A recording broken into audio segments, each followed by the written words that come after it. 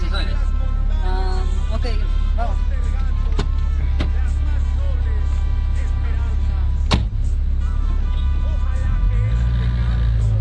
Pero amigo, para llegar a Barranco está un poco lejos. De repente por tráfico, así, nos vamos a demorar. Eso no importa porque me gusta llegar a Barranco. Además el micro me demoraría mucho. El viernes pasado, Reporte Semanal puso al descubierto la infiltración de grupos prosenderistas como Movadef dentro de la Universidad San Marcos y la Escuela de Bellas Artes. Vamos a darle unos minutos al señor Alfredo Crespo, que es abogado y fue también encarcelado, no solo por sus ideas, sino por todos los muertos. Esas noticias, amigo, me dan miedo cada vez más escucharlo. Porque me hace recordar los años 80, que vimos en carne propia los atentados terroristas. Imagínate que se volvía esa época, el terrorismo fue horrible. Sí, supongo, ¿no? Pero ya capturaron ya las cabecillas, ¿no? En esa época tú también naciste, porque nosotros sufrimos en carne propia los atentados terroristas. Pero seguramente en el colegio te han enseñado, o tus padres te habrán comentado. Imagínate que volverías a esa época. ¿Sabes, amigo, cómo se inició este conflicto de terrorismo? Sí, escuché de los coches bombas, del coche bomba en Tarata, el atentado contra el Canal 2. Por ahí empezó, ¿no? No, amigo, estás equivocado. Estas noticias no podemos tomarlo en ligero. Como este es un camino largo, te contaré cómo se inició el terrorismo en nuestro país.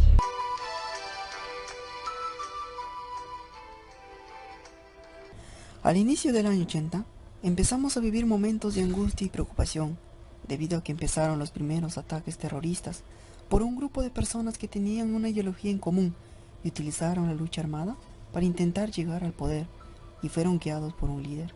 Las personas que no estaban de acuerdo con esta ideología fueron asesinados. El Perú para ese entonces no estaba preparado para enfrentar situaciones de violencia como esta que acaba de surgir. Pero esto, ¿por qué sucedió? ¿Cuáles fueron esos factores que influyeron en el surgimiento de aquel grupo izquierdista llamado Sendero Luminoso? Yo creo que fueron 4 los factores por los que surgió esta organización. Primero, el aspecto político. En esa época existían alianzas entre el Partido Comunista Unión Soviética y la República Popular China, las cuales, tras un conflicto entre ellos, trajo como consecuencia la división del Partido Comunista Peruano, Bandera Roja, en Fracción Roja y Patria Roja. Pero, ¿por qué los problemas de esos partidos tuvo que afectar al Partido Comunista Peruano? La razón es que los militantes del Partido Comunista Peruano tenían como modelo a la alianza chino-soviético. El hecho ocurrió mientras Guzmán se encontraba en China. Esta crisis dentro del partido hizo que Paredes, el otro líder del comunismo peruano, se lleve gran parte de las bases maoístas de Ayacucho. Esto indudablemente hizo posible a que Guzmán, después de regresar de su viaje, forme su proyecto Sendero Luminoso sobre la base del Comité Regional José Carlos Mariátegui. Segundo, las corrientes ideológicas. Por un lado, Abimael Guzmán adquiere las teorías de Marx, Lenin, Mao Zedong en los seminarios que realizaba la Alianza Chino-Soviética. De Marx y Lenin toma el culto a la personalidad, que se refiere al autoritarismo, y de Mao toma que la lucha debe darse del campo a la ciudad, teniendo al campesinado como los protagonistas de la revolución, buscando una sociedad sin clases y la igualdad. Por otro lado, existía un grupo de personas que promovían las libertades individuales para llegar al progreso del país. El problema surgió en la lucha de estas ideologías por querer expandirse a todo el territorio nacional. Pero se preguntarán, ¿cómo Abimael Guzmán hace entender a los campesinos esta teoría para que empiece con la lucha armada y fuera apoyado? Más que nada comenta contra el gobierno. Y nosotros tenemos que, con esta arma tenemos que llegar al poder y vamos a cambiar nuestra situación económica. Para levantar a vencer al Perú para comunista, dice eso. Para comunista, el Perú vamos a estar comunista. El presidente que se vaya al otro sitio. Pues creo que fue así. Al inicio impartió con sus alumnos y algunos docentes de la Universidad de Ayacucho. Los mismos que a la postre salieron a las comunidades y escuelas a hablarles de que la pobreza se acabaría mediante la lucha armada y así sucesivamente. También se apoyó el pensamiento de Mariátegui, que la población andina debería rebelarse contra la clase opresora para tener cierta autonomía que los llevaría al desarrollo. El grupo maoísta se reivindicó en sus orígenes como heredero de José Carlos Mariátegui. El nombre Sendero Luminoso era el lema con el grupo rubricaba sus escritos en los primeros años, por el luminoso sendero de José Carlos Mariátegui. Tercero, el aspecto socioeconómico. En el Perú había exclusión social y la indiferencia que hubo desde los centros del poder político y económico hacia los habitantes más pobres y menos desarrollados del país. O sea, el mundo rural y campesino. A pesar de que el conflicto armado también entró a las urbes, fue complicado unificarlas con el campesinado. Es por ello que existía racismo político y económico. Con respecto al primero, el Estado discriminaba tomando como base la raza, ya que históricamente fue racista. Y en cuanto al segundo, las personas que tenían riqueza creían que los problemas económicos del país era culpa de los campesinos. Además, el desarrollo industrial se concentró más en la costa, dejando de lado a la región andina.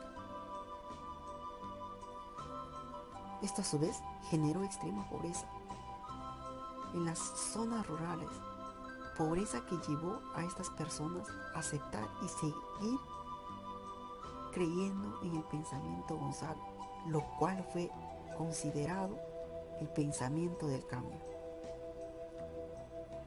Ayacucho en ese entonces vivía del comercio realizado con productos de la zona, el cual fue reemplazado por el comercio manufacturado, dejando a los campesinos sin ninguna posibilidad de ingresos económicos. Pues a partir de esto, los jóvenes empiezan a buscar la identidad en un contexto de escasas posibilidades de progreso por el comercio, como anteriormente ya lo habían hecho, y buscan otras entidades como el grupo de Sendero Luminoso. Por otra parte, las migraciones del campesinado a conos de la ciudad generaron también pensamientos y actitudes discriminatorios por la gente rica. La poca presencia del Estado en las comunidades, mayormente ayacuchanas, tras la reforma agraria, desencadenó aún más la pobreza de lo que había, puesto que esta reforma consistía en quitar la tierra a los terratenientes y dárselos a los campesinos. Pero en vez de mejorar la situación, esta empeoró, porque los campesinos no tenían los medios para cultivar la tierra. En cuanto a la costa, el Estado tampoco apoyó a los asentamientos humanos, conformados por las personas que emigraron en busca de la prosperidad de la sierra, pues en esos tiempos el país estaba en pobreza, la economía del país había caído en crisis, lo que ayudó al grupo senderista proponer sus ideas de inclusión en estas personas que no tenían ningún apoyo del Estado y salir a buscar la inclusión con lucha armada. Finalmente, el capitalismo que generó centralismo limeño. El predominio de la costa sobre la sierra, dejando de lado las regiones y provincias postergadas del país, debido a que se convirtió en industrial financiero. Sendero Luminoso aprovecha esta situación que se produce entre la capital y las provincias para surgir reclamando la democracia, lo que resultó incompleto debido a que no se aplicaron de manera rotunda a la sociedad, más aún cuando se mezcló con el autoritarismo. Más tarde, este intento fallido genera reacciones ofensivas y autoritarias de las provincias camponesas, apoyando al movimiento popular Sendero Luminoso. Ya amigo, ya llegamos ya. No, más bien gracias amigo, más bien me has brindado unos aportes que yo ni siquiera en el colegio me habían enseñado. Muy bien amigo, ojalá que te sirva de algo.